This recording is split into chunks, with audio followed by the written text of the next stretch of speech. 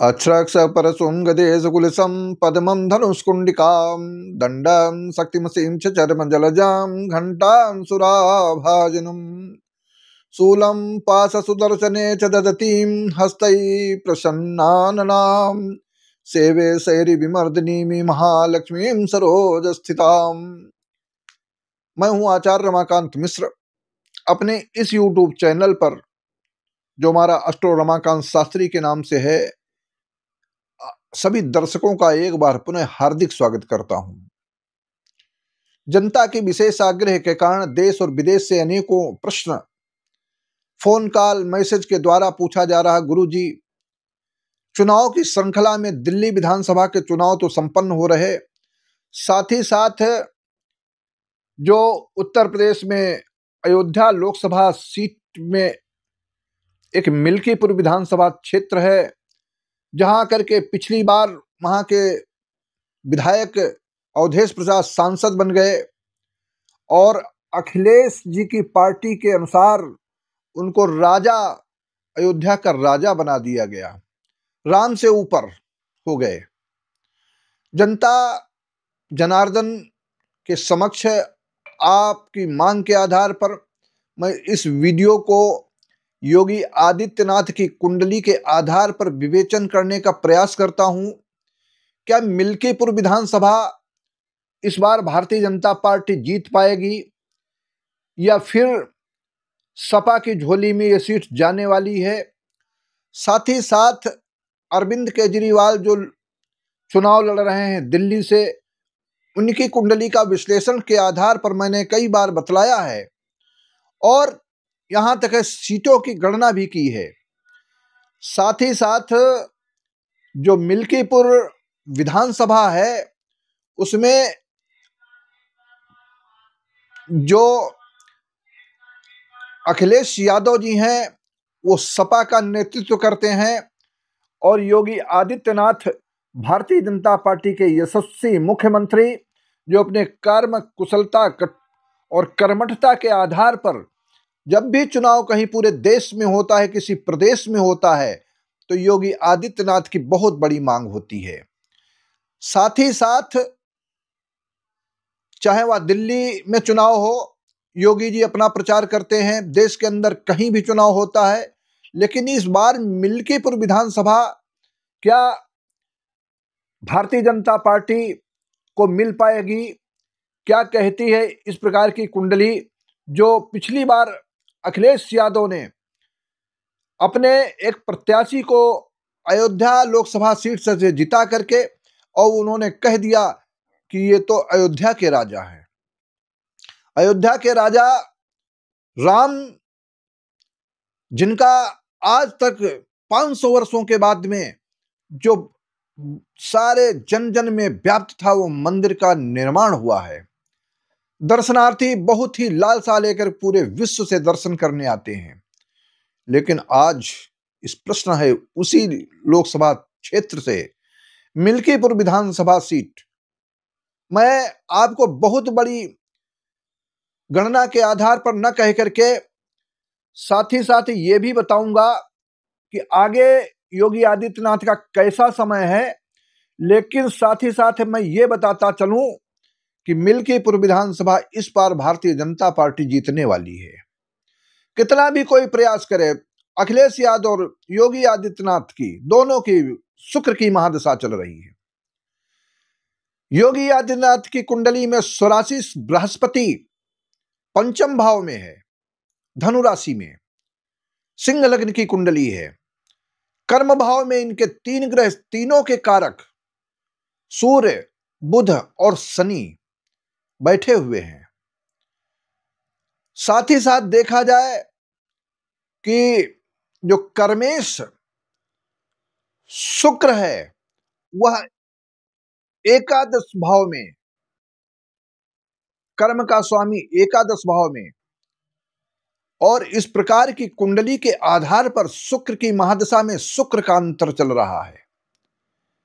और जब अखिलेश यादव की कुंडली को देखता हूं तो उनकी शुक्र की महादशा है, लेकिन अगले की कुंडली में कन्या लग्न है, लग्न का स्वामी बुध है। अखिलेश यादव की। दोनों का आदान प्रदान इस प्रकार की परस्पर संयोग की स्थिति कहिए, जन्म भी 1 साल आगे पीछे का है। लेकिन गणना देखें कि अखिलेश यादव की कुंडली में शुक्र मारक बनता है, द्वितीयेश है, और योगी आदित्यनाथ की कुंडली में वो कर्मेश शुक्र है। और साथ ही साथ जो नवमांश कुंडली में देखता हूं तो योगी आदित्यनाथ की कुंडली में जो शुक्र है वह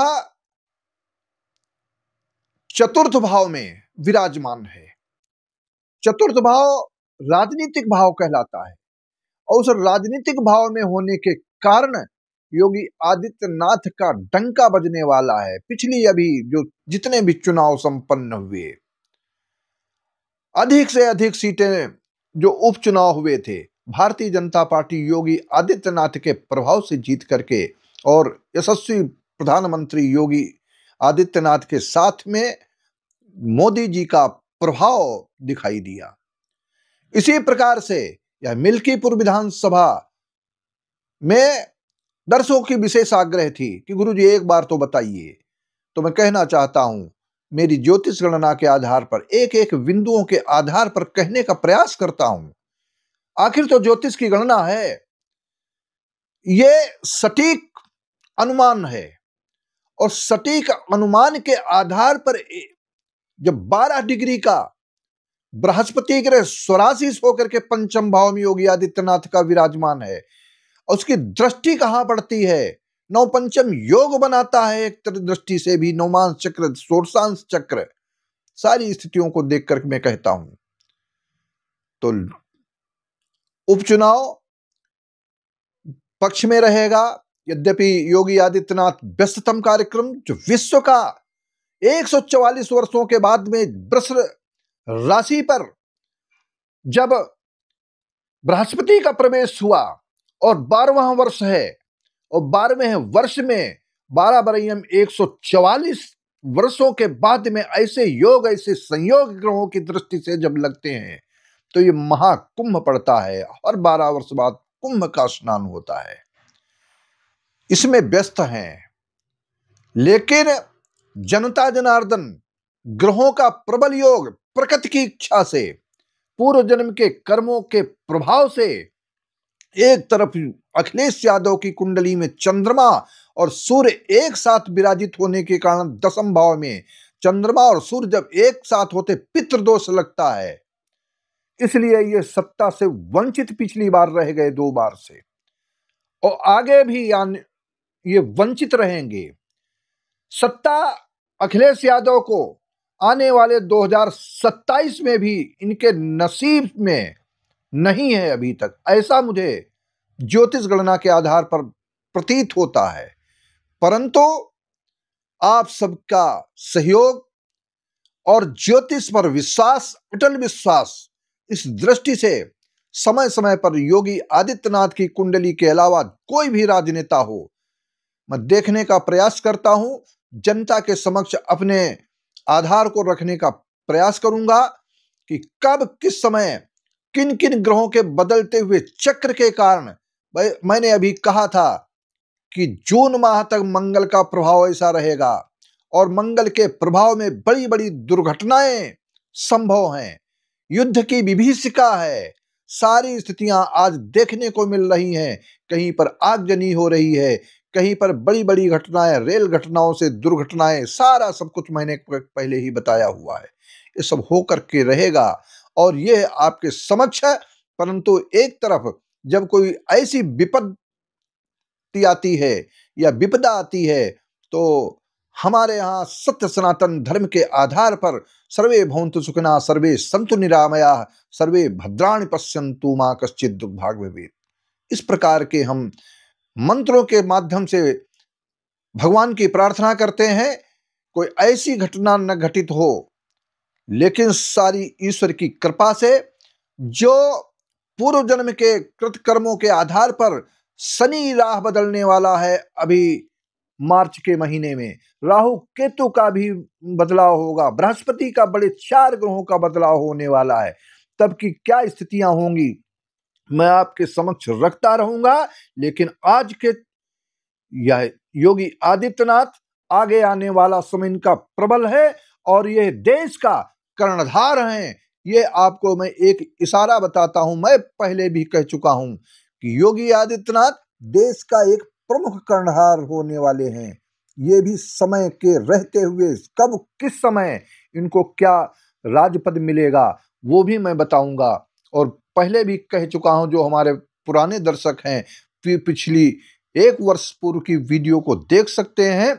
आज मैं इस वीडियो में इतना ही। आप सबसे हमारा निवेदन है कि अधिक से अधिक इस वीडियो को शेयर करें और हमारे चैनल को सब्सक्राइब करें। बहुत बहुत धन्यवाद।